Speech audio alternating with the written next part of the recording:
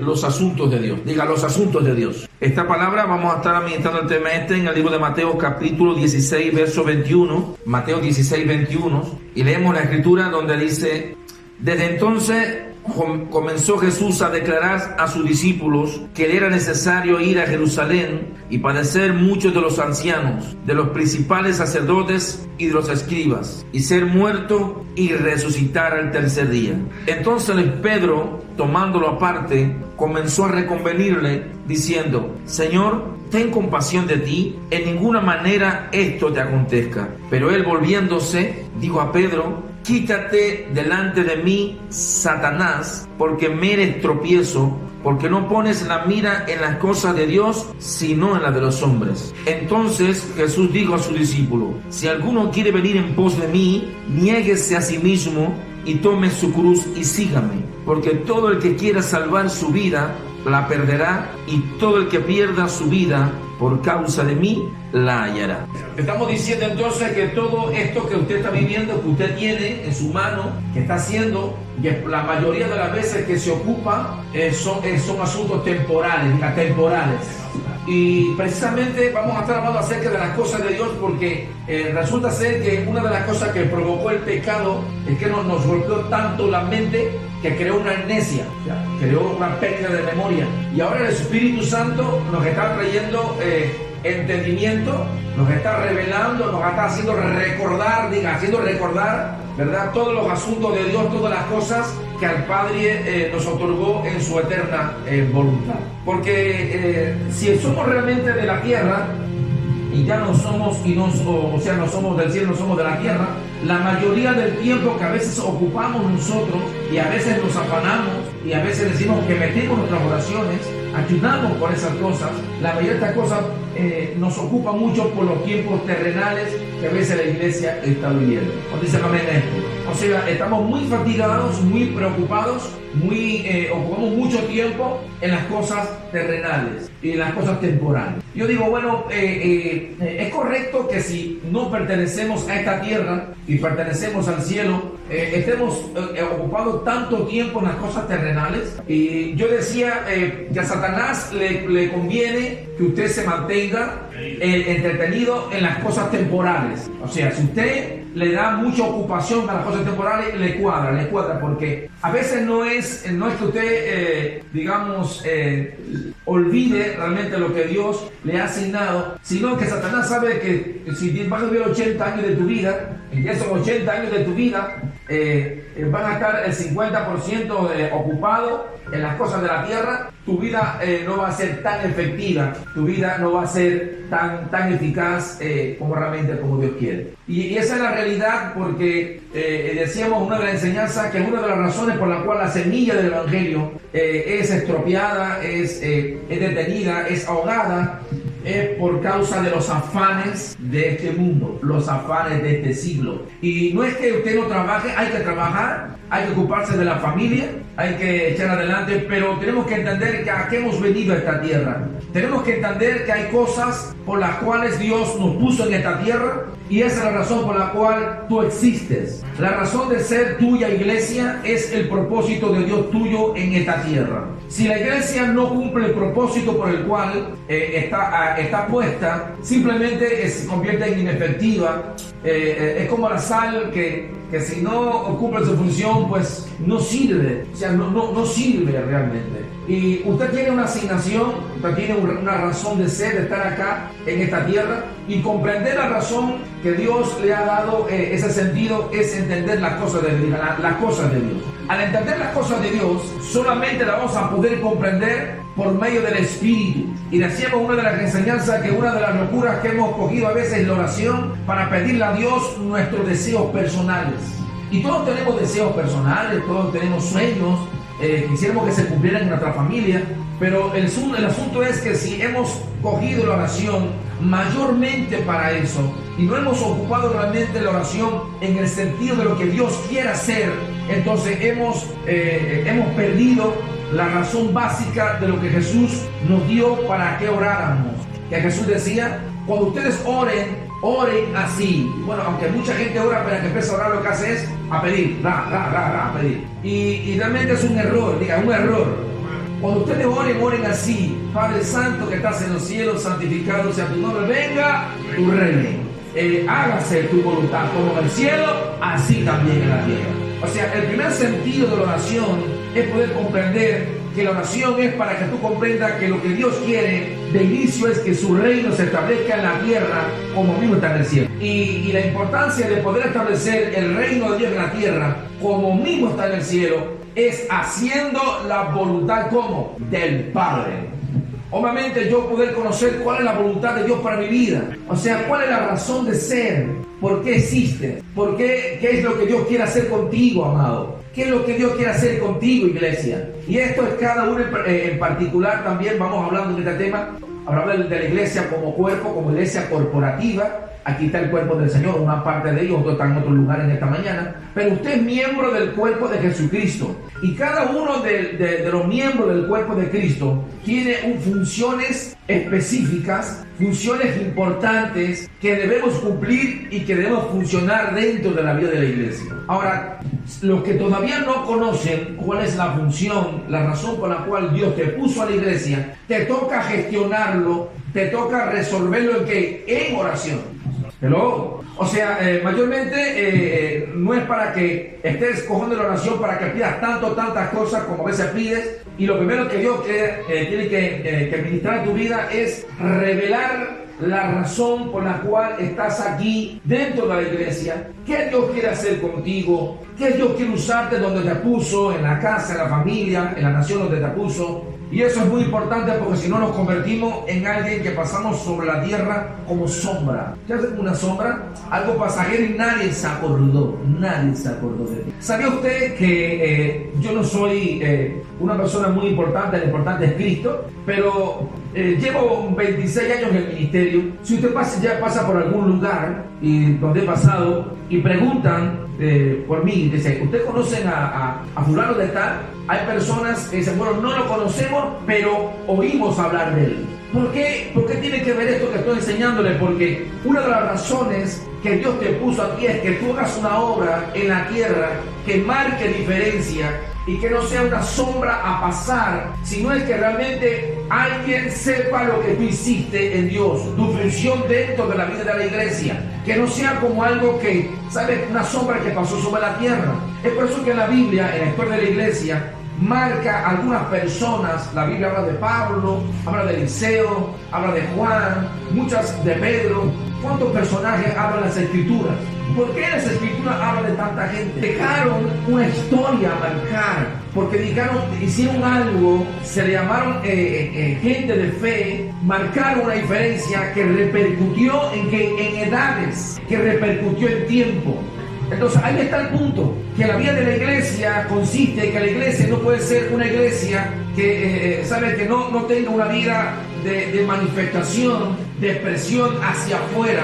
O sea, que el mundo conozca, la comunidad conozca realmente qué somos nosotros y que estamos en el lugar que estamos. Obviamente, para poder yo hacer la voluntad de Dios, se me tiene que revelar.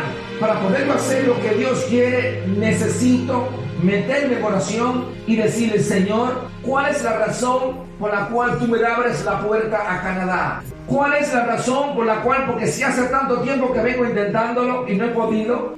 ¿Cuál es la razón por la cual me abres la puerta? Hello. Y eso es muy importante, porque si usted no sabe la razón por la cual Dios te abrió la puerta, entonces vas a entrar y obviamente hay cosas que vas a perder tiempo, te vas a desenfocar, vas a ver tantas cosas que nunca has visto, que se te va a consumir los días y realmente te vas a sentir como alguien que quiso abrazar mucho y no abrazó tanto. Amén, amado. Y ahí es donde viene una palabra que él está enseñando en esta mañana.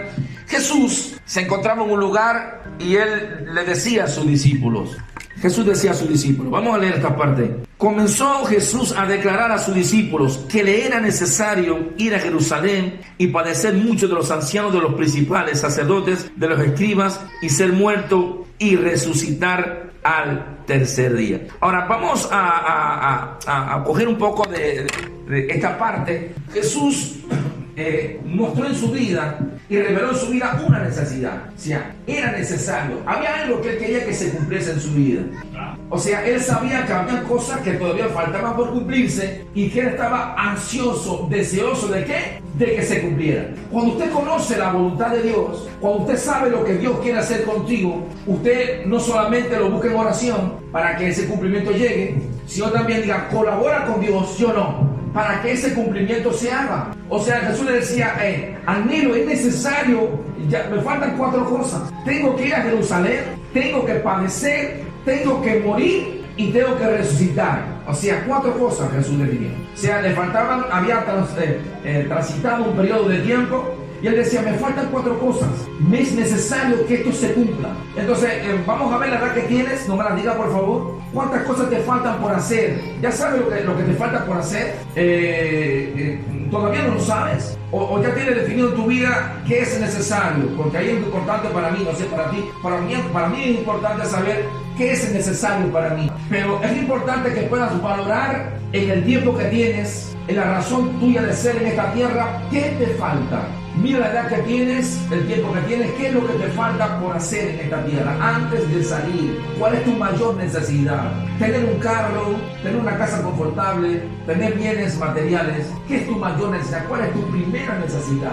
Definirla en tu vida. ¿Qué es tu primera necesidad? Y esa primera necesidad la tienes que gestionar en oración. Y no solamente eso, decírsela a la gente. Jesús se le decía a los discípulos, me es necesario hacer estas 4 cosas para que se cumpla el plan de Dios en mi vida. Jesús decía algo importante, yo no vine a la tierra a hacer mi voluntad, sino la voluntad de ¿quién? Del que me envió. Alguien dijo, donde está tu corazón, ahí está que tu tesoro, ¿sí o no? Y cuando usted sabe para dónde va, qué es lo que quiere, a eso le dedica tiempo, le dedica fuerzas, le dedica economía, escoge las personas que tienen que ver con eso y sabe que no tiene tiempo para invertirlo en otras cosas, sino que en eso específicamente que usted sabe que tiene que hacer. Ahora, cuando eso sucede y usted organiza su plan de trabajo, porque 2023, en este año gregoriano, segunda etapa que estamos anunciando aquí a la vida de la iglesia, tenemos que definir nuestra agenda. ¿Qué es lo que usted quiere para esta etapa? ¿Qué es lo que usted ha organizado, ha planeado para esta etapa? Porque si usted no hace una agenda, entonces cualquier cosa lo puede planear, o sea, lo puede organizar usted, lejos de usted organizar todas las cosas temporales. Y decimos que lo eterno, administra lo temporal. Ahora, si tenemos vida eterna y estamos viviendo esa vida eterna y una iglesia eterna, estamos para administrar lo eterno, administra lo temporal, lo que usted ve en la tierra. Entonces, por eso que como iglesia no podemos salir, caminar como una persona que sale sin sentido. Entonces, el sentido de la iglesia es que en el transitar de esta tierra tenemos que planear, hacer agenda, porque la manera que vamos transitándonos, tenemos que saber para dónde vamos, qué es lo que queremos, y a eso tenemos que sumar fuerzas, economía, oración, gestión, gente que vamos a tener que sacarla de ese periodo de tiempo que tenemos marcado en los días, porque son personas que vienen a consumirte el tiempo, y realmente hasta el tiempo es muy importante para el cumplimiento de lo que usted quiera hacer en Dios. Amén, amado.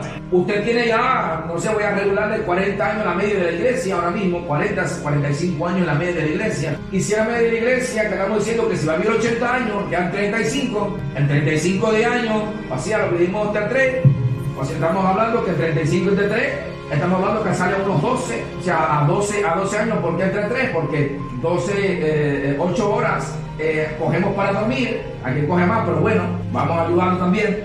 8 horas para dormir, 8 horas para trabajar, aquí coge más también, pero bueno, vamos a ayudarlo también. Y entonces nos quedan 8 horas, y nos quedan 8 horas para hacer la voluntad de Dios. Dentro de esas 8 horas vamos a sacar las horas que le pide a su esposa y sus hijos, y vamos a pensar que son 3 horas, también estoy ayudando porque le pide más, o sea, 3 horas para su esposa y sus hijos, y saco un poco de 2 horas o 1 hora y pico para escuchar deleite suyo, que puede ser una película, una novela, no sé lo que usted hace, salir a tomar helado, sentarse en un parque. ¿Qué estoy diciendo con esto? Que de todas esas horas le va quedando 2 horas para hacer la voluntad de Dios, y las 2 horas para hacer la voluntad de Dios. Mira, qué tremendo. Podremos hacer grandes cosas en la vida si dedicamos solamente 2 horas, pero voy a sumar a eso que si esas 2 horas que tú has dedicado para hacer la voluntad de Dios, viene alguien y te la absorbe, y viene el vecino a darle un chisme, y te robó 15 minutos, 10 minutos y estoy ayudando también. O viene alguien que incoherente para que le dedique su tiempo. Estamos diciendo que a veces nos va la semana y no hemos sacado ni el tiempo de ocuparnos para ver que esas cosas que Dios quiere que tú hagas tengan cumplimiento. Entonces la realización consiste en administrar los recursos que Dios va a poner en nuestra vida en este año, en esta etapa, para poder ver un cumplimiento real, para poder ver la manifestación de lo que estamos orando, por lo que venimos orando. Si usted, aunque usted ore mucho, tiene muchos deseos, muchos sueños, no sabe administrar esto que hemos hablado, déjame decirle algo, no se engañe a sí mismo. No va a haber un cumplimiento a menos que no haya una disciplina. Disciplina en estos asuntos, en saber cuántas horas me toca dormir, en saber el tiempo que le tengo que dar a mi esposa y a mis hijos, en saber el tiempo que le voy a dedicar de mi recreación, esa parte donde salgo a comer, a pasear, a escuchar a ver la novela, y el tiempo que voy a sacar para hacer la obra de Dios. Yo no sé usted, yo he tratado de simplificar algunas cosas en mi vida. ¿Qué hablo de simplificar? Cosas que ya no hago. Ya no sé el tiempo que pasa y no me siento a ver una película.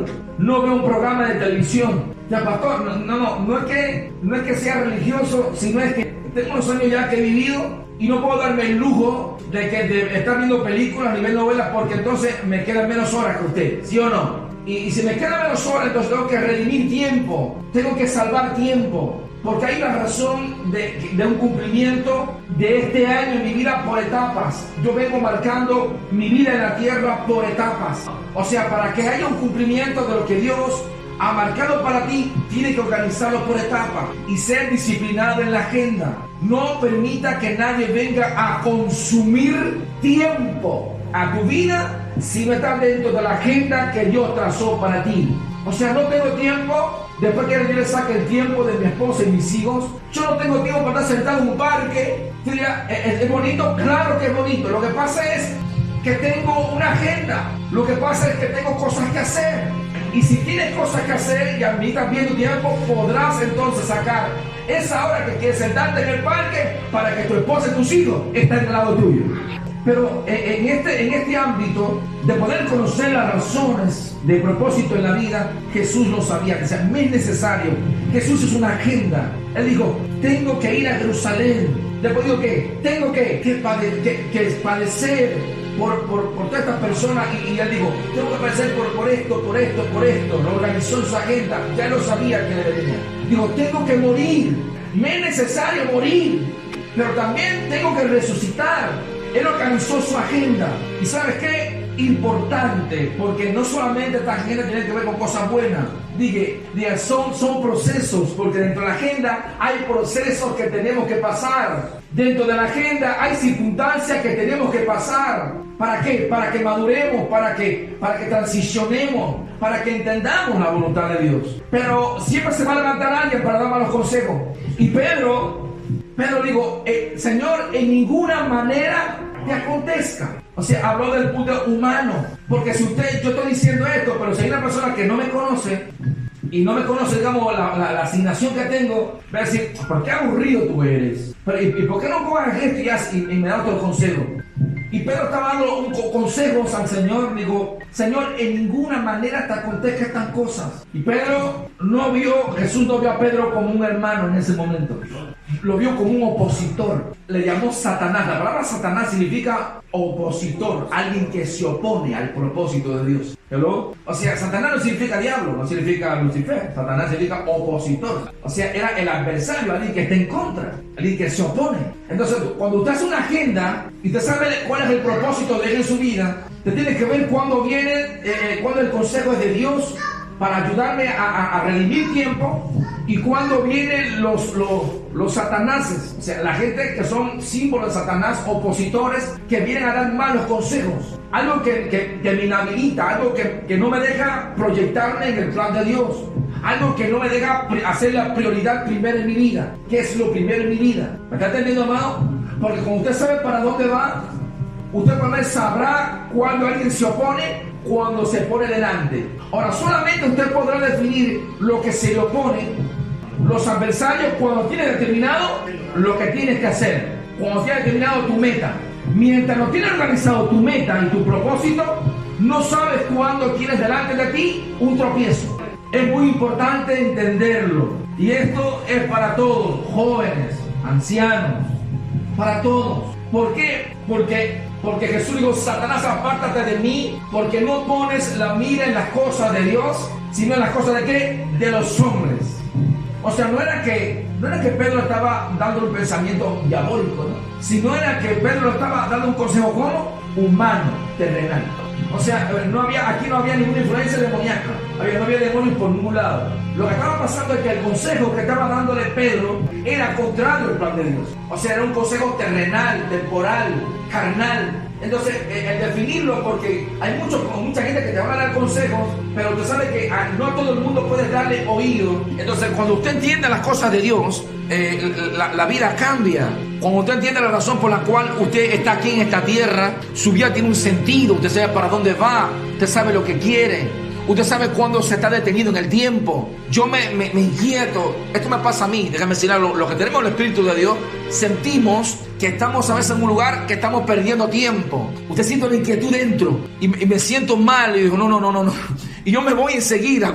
Cuando estoy en un lugar que no tengo que estar, siento una inquietud en mi espíritu. Y cuando pasa una semana y no veo que no ha avanzado nada en la razón de lo que sé que tengo que hacer, porque ahí está el asunto. Usted tiene que saber qué es lo que tiene que hacer. Si usted no sabe lo que tiene que hacer, está perdido. Tiene que saber lo que tiene que hacer, cuáles son las cosas de Dios que tiene que hacer. Y cuando pasa ese periodo de tiempo, pasa una semana, 15 días y me reviso un poco, digo, no he avanzado, estoy detenido. ¿Qué me tiene entretenido? Y empiezo a revisar qué es lo que me ha entretenido y me sacudo un poco y me limpio del polvo de la tierra y sacudo mis pies.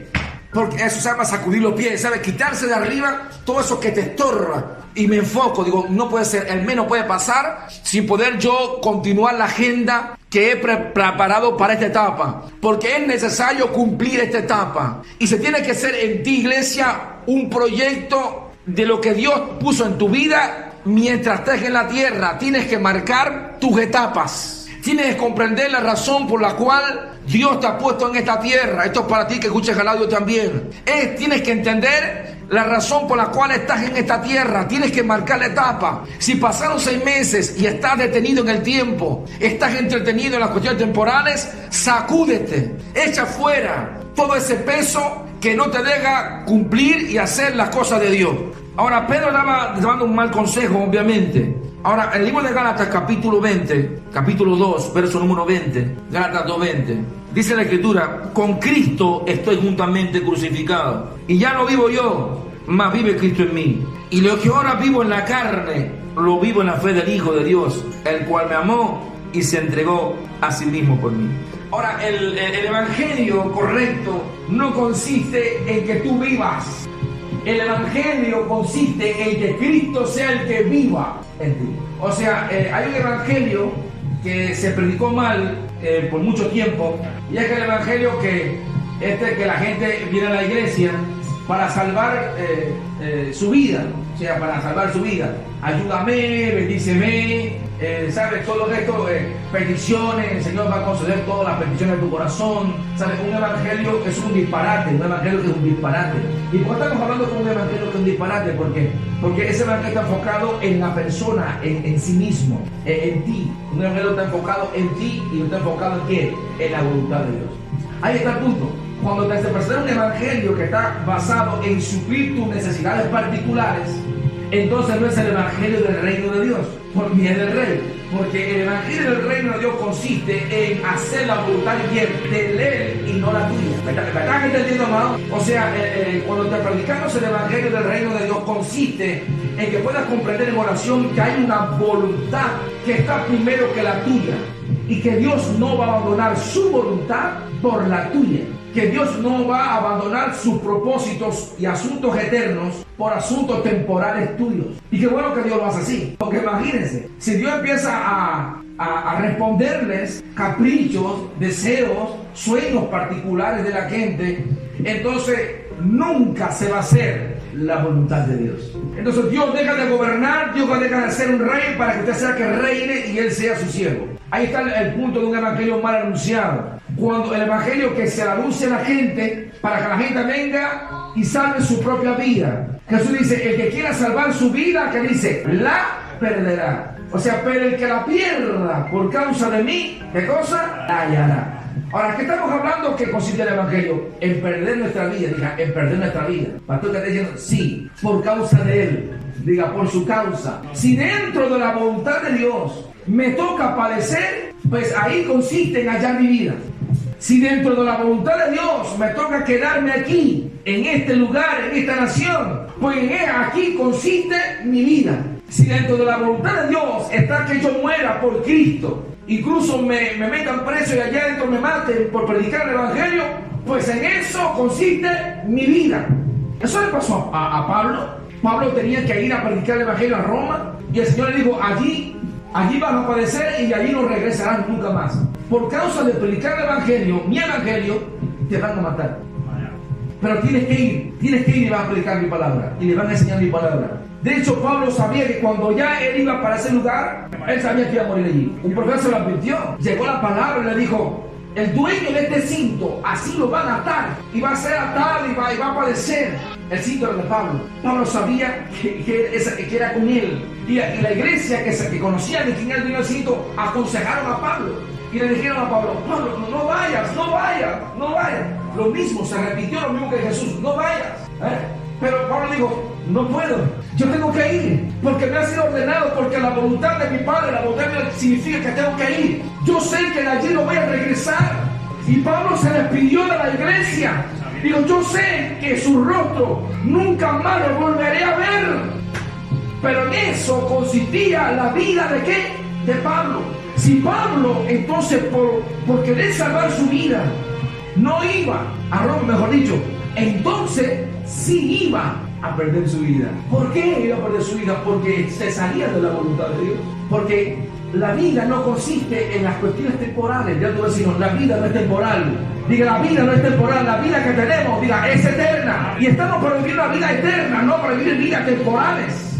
O sea, lo temporal tiende a presionarte, a manipular tus emociones, tus planes, el propósito de tu vida para que te desvíes y no cumplas la razón por la cual Dios te puso. Pero, ¿qué es lo que pasa cuando te afanas? ¿Qué es lo que pasa cuando te preocupas tanto? Te sales del propósito, te sales del lugar porque las presiones tienden a querer ahogar las semillas.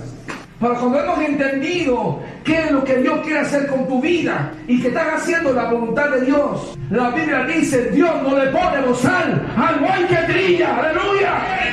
Porque si tú trillas, tú trabajas, tú le sirves a Cristo, Cristo paga.